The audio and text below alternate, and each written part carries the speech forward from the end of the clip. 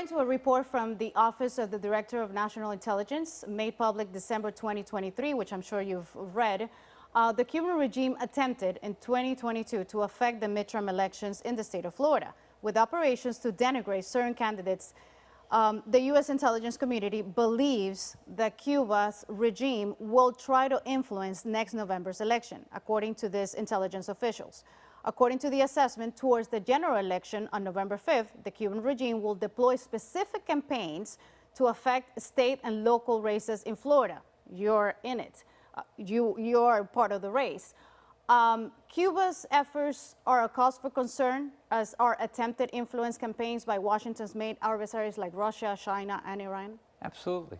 I mean, the nice thing is we have the First Amendment, we have freedom. So, but what's happened is there's a lot of bad actors that are out there. They're going to try to lie, cheat, and steal to win an election, and they're going to lie. They're going to try to trash candidates. They're going to do everything they can to find somebody like my opponent that's going to be, that's going to be an appeaser. I mean, one of the things that's critical in here is, the Democrats are lately talking a lot about democracy. Well, here's a direct threat to our democracy stated by the intelligence services. Not stated by the Republican Party, not stated by Republican campaigns. And who are the targets of these campaigns? They're specifically campaigns in Florida. They're not trying to influence a campaign in New Hampshire or California. They're doing it in Florida. And why? Because here is where you have the leaders that represent our community and understand. And in particular, one of the top campaigns that they will be targeting is Senator Rick Scott's campaign, for a very simple reason. No one has had as strong of a voice and as relevant of a voice.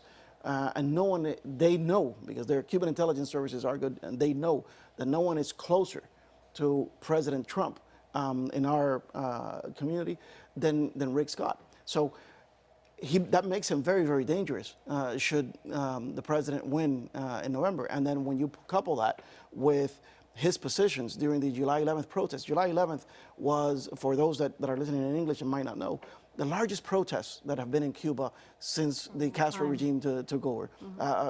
Tens of thousands, likely hundreds of thousands of people protesting over Cuba, put down violently, and with one key ally. The key ally of the Castro regime at that time was the Biden administration, who began saying this was COVID-related until they were forced to admit, because the videos showed people asking for freedom. After 1,000 people going in jail. And people asking for freedom.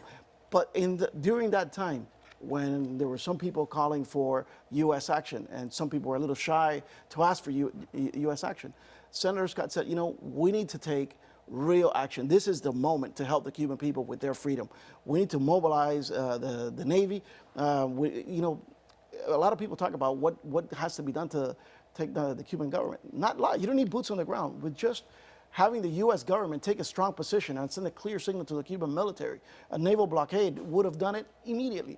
And so the Cuban government knows who is willing to take those risks, who is willing to speak with that level of force, and who has the president's ear.